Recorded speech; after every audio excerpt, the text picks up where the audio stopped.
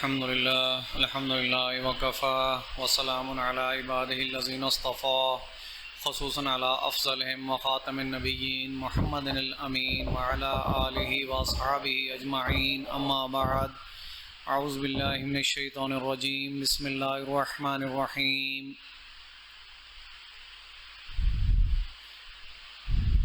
فمن يرد الله أن يهديه يشرح صدره للإسلام ومن يرد أن يضله يجعل صدره ضيقا حرجا كأنما يصعد في السماء كذلك يجعل الله الرجس على الذين لا يؤمنون صدق الله العظيم رب اشرح لي صدري ويسر لي أمري واحلل عقدة من لساني يفقهوا قولي اللهم ربنا ألهمنا رشدنا وأعذنا من شرور أنفسنا اللهم أرنا الحق حقا وارزقنا اتباعه وأرنا الباطل باطلا وارزقنا اجتنابه آمین یا رب العالمین۔ میرے محترم بھائیو، بزرگوں، دوستو، درس قرآن و درس حدیث، ہم یہ دو چیزیں یہاں مستقلاً بیان کرتے ہیں، اور عید الاضحیٰ کے موقع سے کچھ ٹاپک چل رہا تھا قربانی کے بارے میں، تو جو ہمارا روٹین کا درس ہے وہ آج کل نہیں ہو رہا، اور ہم بات آج قربانی کی مکمل کریں گے انشاءاللہ تعالی۔ میں نے سورۃ الانعام کی ایک آیت آپ کے سامنے تلاوت کی ہے، وہ بہت اہم آیت ہے اور وہ ہمارے دلوں کو روشن کرنے کے لیے انتہائی ضروری آیت ہے، اس لیے میں نے مناسب سمجھا کہ میں آپ کے سامنے بیان کر دوں۔ اس کے بعد قربانی کا ٹاپک جو بچ گیا تھا اس کی طرف ہم واپس چلیں گے۔ تو اللہ تبارک و تعالیٰ فرماتے ہیں سورۃ الانعام میں، فَمَن يُرِدِ اللَّهُ أَن يَهْدِيَهُ، کہ جس کے بارے اللہ فیصلہ کر لیتا ہے کہ اسے ہدایت دے دے۔ بہت اہم بات ہے، اس پہ غور کیجئے۔ فَمَن يُرِدِ اللَّهُ، کہ جس کے بارے اللہ ارادہ کر لیتا ہے، فیصلہ کر لیتا ہے۔ علماء کرام نے اس کی دو تشریحات کی ہیں کہ جس کے بارے اللہ ارادہ کر لے، یا جو ارادہ کر لے اپنی ہدایت کا اور رجوع کر لے اللہ کی طرف۔ دو اس کی تشریحات علماء کرام نے کی ہیں کہ جس کے بارے اللہ ارادہ کر لے، فیصلہ کر دے، ان یہدیہ، کہ اسے ہدایت دے دے، یشرح صدرہ للاسلام، اس کے سینے کو اسلام کے لیے کھول دیتا ہے۔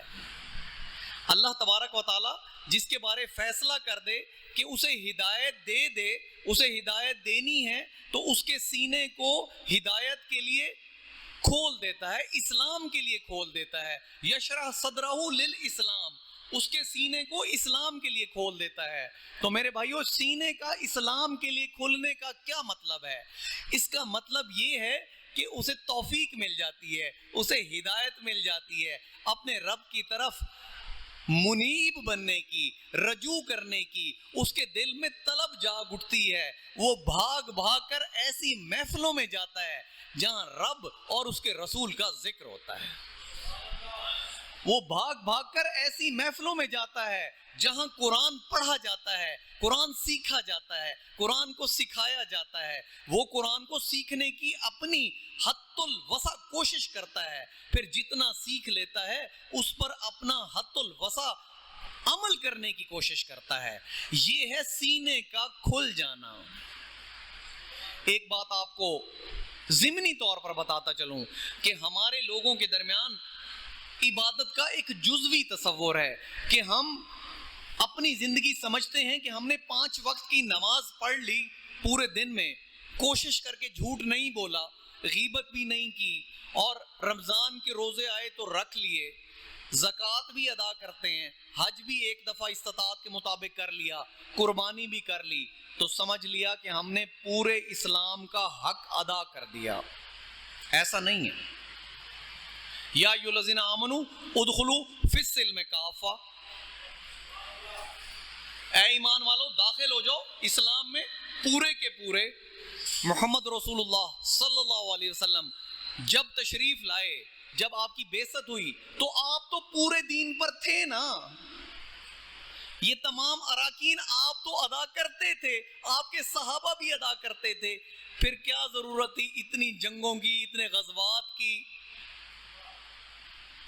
اتنی جو جنگیں لڑی گئیں، اتنے غزوات لڑے گئے، بہت ساری مہمات بھیجی گئیں، قتال ہوا، کس لیے ہوا؟ وہ اس لیے ہوا کہ اسلام کے نفاذ، اسلام کے نظام کا نفاذ کیا جائے، اسلام کو صرف مذہب نہ سمجھا جائے، اسلام کو دین سمجھا جائے، اسلام کا جو نظام ہے، جو دین اسلام ہے، اسے نافذ کیا جائے۔ یہ مقصد لے کر محمد رسول اللہ صلی اللہ علیہ وسلم اور آپ کے صحابہ کرام جب اٹھے تو پھر کیسر و کسرا بھی فتح ہو گئے، پھر حضرت عمر رضی اللہ تعالی عنہ کے دور میں 23 لاکھ مربع میل تک مسلمانوں کی حکومت پھیل گئی۔ تو آج آپ کیا سمجھتے ہیں کہ اسلام غالب ہے یا مغلوب؟ آج اسلام کا نفاذ ہمارے ملک میں یا پوری دنیا میں نافذ ہے؟ 57 یا 58 اسلامی ممالک ہیں، کیا اسلام کا نظام نافذ ہے؟ اگر نافذ نہیں ہے تو پھر ذمہ داری کس کی ہے؟ پھر صحابہ کرام کے اور محمد رسول اللہ صلی اللہ علیہ وسلم کے اسوہ پر چلنے کی ذمہ داری کس کی ہے؟ کیسے چلیں گے؟ اس نظام کو نافذ کیسے کریں گے؟ 6 فٹ پر تو نافذ کر لیا، نمازیں بھی، زکوٰۃ بھی، روزے بھی، حج بھی، گھر والوں کو بھی سب کچھ کرا دیا، تو کیا اللہ کے ہاں سرخرو ہو جائیں گے؟ خالی اپنی عبادات کر کے اور اپنے جسم پر نافذ کر کر اللہ کے ہاں سرخرو نہیں ہوں گے، کیونکہ قرآن میں حکم ہے وَأَقِيمُوا الدِّينَ، جیسے نماز کو قائم کرنے کا حکم ہے نا، ویسے دین کو قائم کرنے کا بھی حکم ہے کہ اللہ کا نظام نافذ کرو، تمہارے ذمہ فرض ہے وَأَقِيمُوا الدِّينَ، نظام قائم کرو، وہ نظام جس میں صرف ہر فیصلہ اللہ کے قرآن اور محمد رسول اللہ کی سنت کے مطابق ہو۔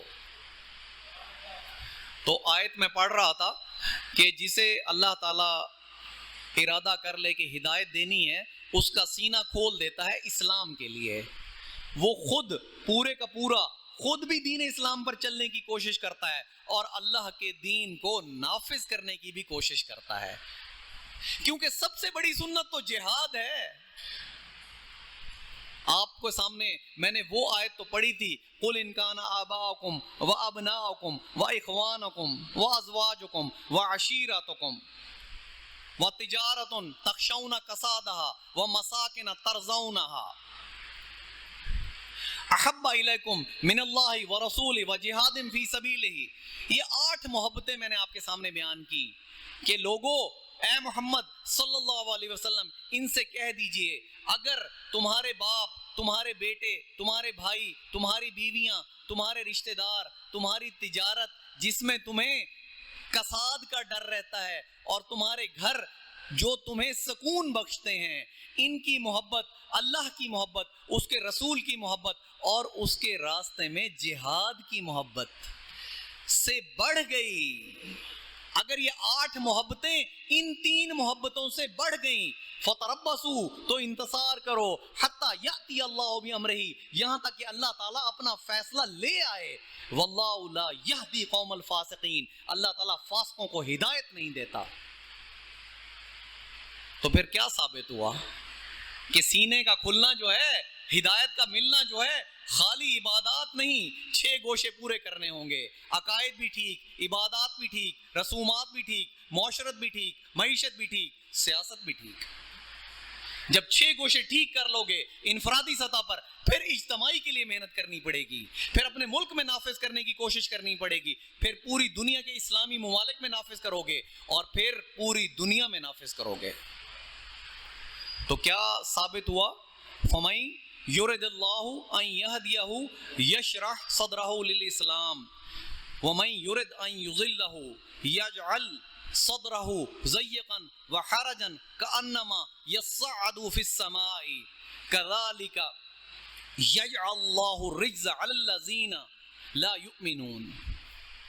اور جس کے بارے گمراہی کا فیصلہ ہو جاتا ہے، جس کے بارے گمراہی کا فیصلہ ہو جاتا ہے تو اللہ تعالیٰ اس کے دل کو بھینچ دیتا ہے، اس کے دل میں گھٹن پیدا ہو جاتی ہے، تنگی پیدا ہو جاتی ہے، اسے مسجد میں بیٹھنا بھی اچھا نہیں لگتا، اسے قرآن کی تلاوت کرنا بھی اچھا نہیں لگتا، اسے کوئی دین اور اسلام کی بات سننا بھی اچھا نہیں لگتا، اسے محمد رسول اللہ صلی اللہ علیہ وسلم کی سنت پر چلنا بھی اچھا نہیں لگتا، اس کا دل بھنچ جاتا ہے، گھٹ جاتا ہے۔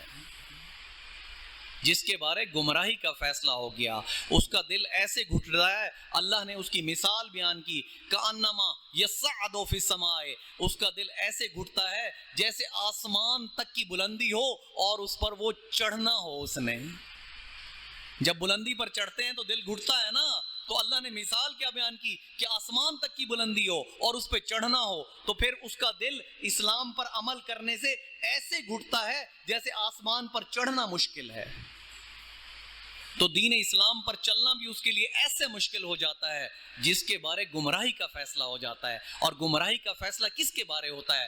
جو خود گمراہی کا طلبگار ہوتا ہے، جو اللہ سے ہدایت نہیں مانگتا، اللہ کی طرف منیب نہیں بنتا، اللہ کی طرف رجوع نہیں کرتا۔ اور آگے اللہ تعالیٰ نے بتایا کہ اللہ تعالیٰ ایسے لوگوں کو گناہ، عذاب، گندگی میں مبتلا کرتا ہے جو ایمان نہیں رکھتے۔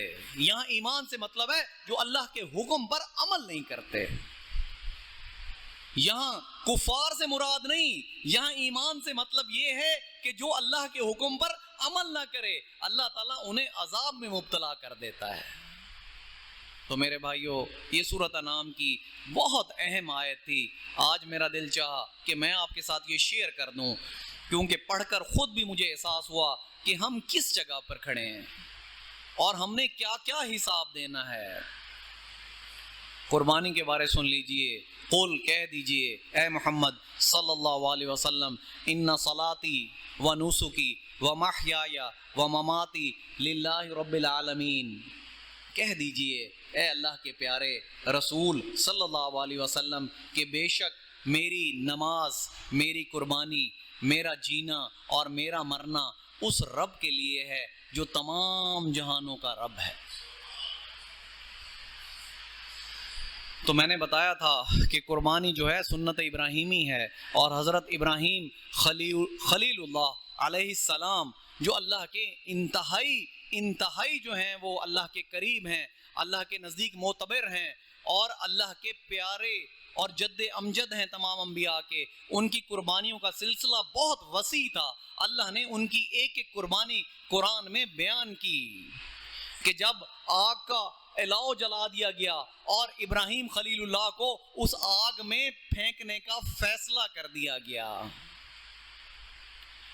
جو ان کا قبیلہ تھا اس نے فیصلہ کر لیا کہ ابراہیم کو علیہ السلام اس آگ میں جھونک دو، اور وہ آگ کا الاؤ تھا جو آسمان سے باتیں کرتا تھا۔ روایات سنا رہا ہوں اب۔ ایک روایت کے مطابق جبرائیل علیہ السلام اترے اور کہا کہ اے ابراہیم علیہ السلام، کیا میں اللہ سے درخواست کروں کہ آپ کو اس آگ سے بچا لے؟ اب یہ پیغمبر کی بات سن لو، روایت کے مطابق بتا رہا ہوں، روایات ہیں کہ پیغمبر کی بات سن لو کہ اگر جلیل کی یہی مرضی ہے کہ میں آگ میں جاؤں تو خلیل بھی آگ میں جانے کے لیے راضی ہے۔ آگ میں پھینک دیا گیا تو اللہ کا کیا حکم ہوا؟ قل یا نارو کونی برداً و سلامن علی ابراہیم۔ یوں ہی ہے نا قاری صاحب آیت؟ اللہ کا آگ کو ڈائریکٹ حکم ہوا۔ میرے بھائیوں، قرآن میں اللہ کی صفت تو یہ ہے کہ وہ کن کہتا ہے تو فیکون ہو جاتا ہے، یا وہ فرشتوں کو حکم دیتا ہے، فرشتے اس کے احکامات بجا لاتے ہیں، لیکن اللہ کی اپنے پیغمبر کے لیے محبت تو دیکھو کہ ایک مادی چیز کو اللہ کا سیدھا حکم آیا کہ اے آگ ٹھنڈی ہو جا، یا قل یا نارو کونی برداً و سلامن، ٹھنڈی ہو جا سلامتی کے ساتھ۔ اگر آگ زیادہ ٹھنڈی ہو جاتی تو میرے خلیل کو ٹھنڈ نہ لگ جائے۔ ٹھنڈ بھی تو ایک عذاب ہے نا، تو ٹھنڈی ہو جا سلامتی کے ساتھ میرے خلیل پر. یہ اللہ کا فیصلہ تھا. دوسری میں نے آپ کو حضرت ابراہیم کی قربانی بتا دی تھی کہ بڑھاپے میں بیٹا مانگا, بیٹا عطا ہوا, تو پھر حکم کیا ہوا کہ بیوی اور بیٹے کو وادی غیر ذی زرع میں چھوڑ کے آؤ, یعنی مکہ مکرمہ میں چھوڑ کے آؤ. نہ یہاں کوئی انسان, نہ چرند, نہ پرند, نہ پانی. موہنی خوبصورت صورت والا بیٹا ہے جس کے ماتھے میں نور محمد ہے صلی اللہ علیہ وسلم. کتنا بڑا امتحان ہے. ایک بیوی, ایک شیر خوار بیٹا, تھوڑا سا سامان. بیوی نے پوچھا کہ کہاں لے کر جا رہے ہو؟ کہا اللہ کا حکم ہے. اس نے اگلا سوال نہیں کیا. سلام علیہ حضرت ہاجرہ سلام علیہ, انہوں نے اگلا سوال نہیں کیا. جب وادی غیر ذی زرع میں شیر خوار بچے اور بیوی کو چھوڑ کر چل دیے, تب بھی بیوی کے ماتھے پر شکن نہیں آئی کہ اتنے ویرانے میں نہ کھانا, نہ پینا, نہ انسان, نہ چرند, نہ پرند, اکیلے چھوڑ کر جا رہے ہو. ایک سوال تک بھی نہیں کیا. اور سالوں بعد جب دوبارہ حکم ہوا کہ جاؤ بیٹے اور بیوی کو ملو, تو ساتھ کیا لے کر جاؤ؟ بتایا تھا میں نے آپ کو, ایک رسی لے لو, ایک چھری لے لو. میرے بھائیوں سوچو تو صحیح, امتحان کتنا بڑا ہے. آج ہم اپنی چھوٹی چھوٹی سی مشکلات, چھوٹی چھوٹی سی پریشانیوں پر آہوزاری شروع کر دیتے ہیں, اللہ کی ناشکری شروع کر دیتے ہیں. آپ پیغمبر کا امتحان تو دیکھو. بڑھاپے کی عمر میں مانگا گیا بیٹا, اس بیٹے کو چھوڑ کر آئے ایسی جگہ پر جہاں کچھ نہیں, اور جب سالوں بعد ملنے کا حکم ہوا تو جانے سے پہلے کیا کہا گیا کہ ایک چھری لے لو, ایک رسی لے لو. جب وہاں پہنچتے ہیں تو قرآن بیان کرتا ہے سورہ صافات, فلما بلغ معه السعي قال يا بني اني ارى في المنام اني اذبحك فانظر ماذا ترى. اب یہ قرآن بیان کر رہا ہے, میں کہانی یا سٹوری بیان نہیں کر رہا. کہ جب بیٹا پہنچ گیا بھاگنے دوڑنے کی عمر کو, کچھ روایات میں 7 سال, کچھ میں 9 سال, کچھ میں 11 سال بیان کیا گیا. جب باپ کے ساتھ بھاگنے دوڑنے کی عمر کو بیٹا پہنچ گیا, اور باپ بھی سالوں کے بعد اس بیٹے کی موہنی صورت دیکھ رہا ہے, خوبصورت شکل دیکھ رہا ہے. سوچو تو صحیح اس باپ کو کتنا پیار آیا ہوگا اپنے بیٹے پر. فلما بلغ معه السعي قال يا بني, تو باپ نے بیٹے کو کیا کہا؟ انی ارى في المنام, میں خواب میں دیکھتا ہوں, انی اذبحك, کہ میں تجھے ذبح کر رہا ہوں. سوچو وہ خوبصورت بیٹا جسے وادی غیر ذی زرع میں چھوڑا, اور اب باپ کیا کہہ رہا ہے. آپ اپنے آپ کو باپ کی جگہ پر رکھ کر دیکھو کہ باپ کیا کہہ رہا ہے کہ میں خواب میں دیکھ رہا ہوں کہ اے بیٹے میں تجھے ذبح کر رہا ہوں. قال یا ابت افعل ما تؤمر ستجدنی ان شاء اللہ من الصابرین. آگے سے بیٹا بھی نبی ہے. بیٹے نے یہ نہیں کہا کہ آپ کا خواب وہم ہو سکتا ہے, کہا ابا جان کر گزریے, یا بطفل کر گزریے جو کچھ چاہتے ہیں, جو جس بات کا اللہ نے حکم دے دیا ہے کر گزریے.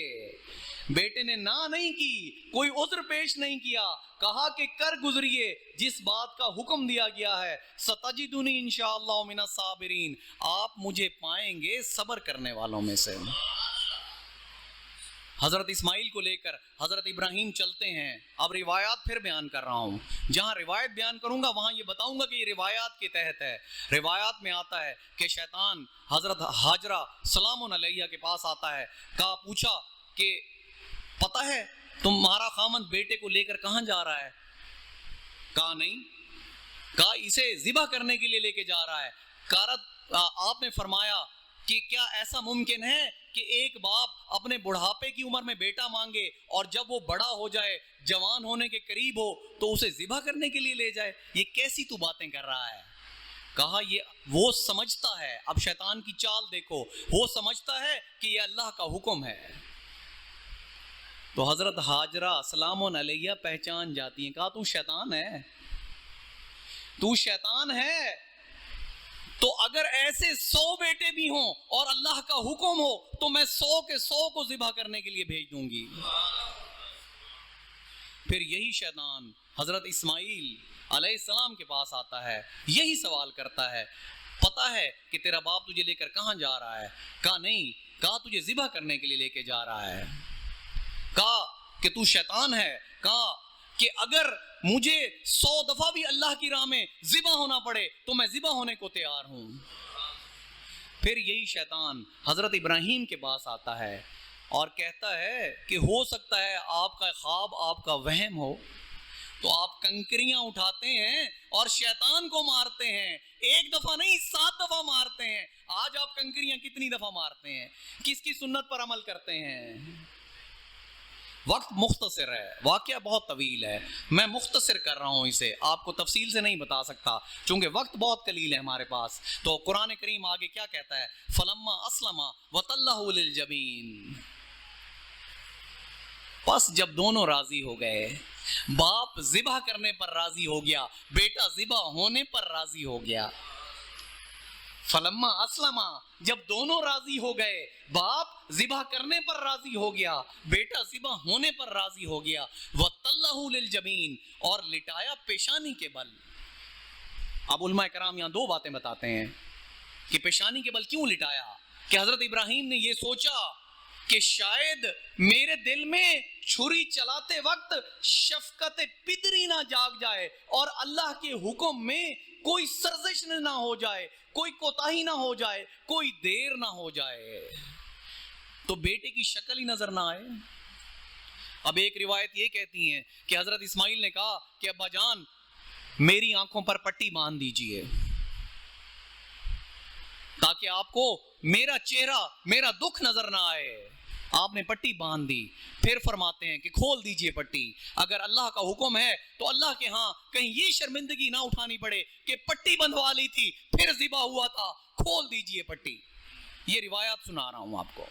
پٹی بھی کھول دی اور چھری کو جنبش بھی دے دی، گردن کے اوپر چھری کو جنبش بھی دے دی۔ چھری نے چلنے سے انکار کر دیا، اس چھری کو پتھر پر مارا، تیز کیا کہ تو لم تک، تو کاٹتی کیوں نہیں؟ اب چھری زبان حال سے کہہ رہی ہے کہ خلیل مجھے کاٹنے کا حکم دے رہا ہے، جلیل مجھے نہ کاٹنے کا حکم دے رہا ہے، کس کا حکم مانوں؟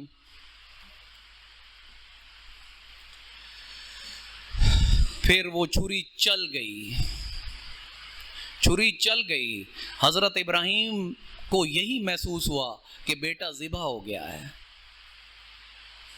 اب آنکھیں کھولتے ہیں تو کیا دیکھتے ہیں کہ حضرت اسماعیل علیہ السلام سامنے کھڑے مسکرا رہے ہیں، جبریل امین ساتھ کھڑے ہیں اور نیچے ایک دمبا ذبح ہوا ہے۔ حیران ہو گئے۔ تو قرآن کیا کہتا ہے؟ فلما اسلم وتلہ الجبین ونادیناہ ان یا ابراہیم قد صدقت الرؤیا انا کذالک نجزی المحسنین۔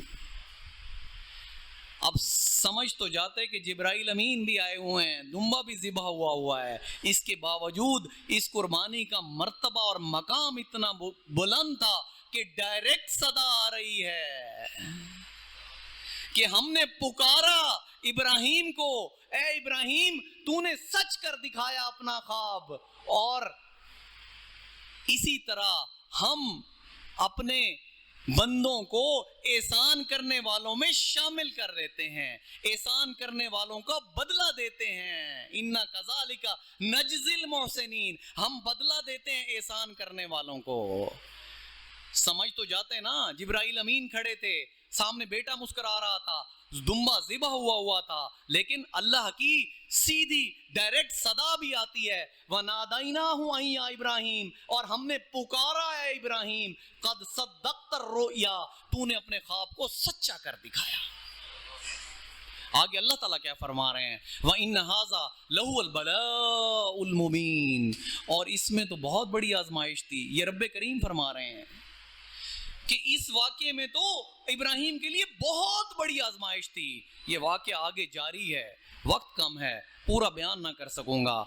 اللہ تبارک و تعالیٰ سے درخواست ہے کہ مجھے، آپ کو، ہم سب کو اللہ کے حضور ایسی قربانیاں کرنے کی استطاعت نصیب فرمائے، اور کوئی مشکل اگر ہمارے اوپر آ جائے تو اس پر صبر کرنے کی توفیق عطا فرمائے۔ وآخر دعوانا ان الحمد للہ رب العالمین۔